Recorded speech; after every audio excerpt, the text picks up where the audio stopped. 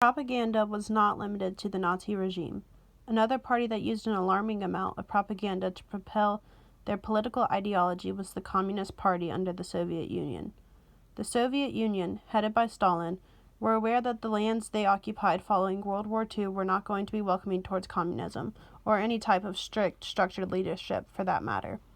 The Soviet Union tried to reverse these resentments by placing communist propaganda everywhere, invading all senses of personal life. As soon as the Soviet Union gained power, they promoted a new socialist man in the media. This new socialist man loved work, his fellow neighbor, communism, and his comrade Stalin. This man was also extremely physically fit. Since many under communism would be expected to exert plenty of physical labor, they promoted the ideal man as strong, fit, and attractive in the opposite sex's eyes.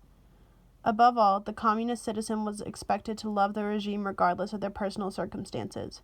Propaganda encourages men and women alike to be this ideal person and promoted a reward for giving in to the communist system.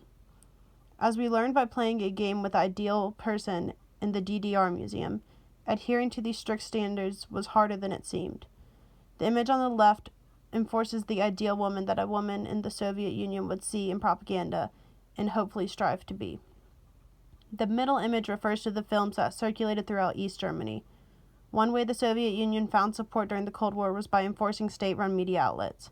All films were banned from East Germany and only communist propaganda was allowed to circulate. The right image is an example of communist propaganda. The state-run newspaper would show positive political images that presented communism as exciting and proactive. This was not the case, but this was all the information those living under Soviet control had.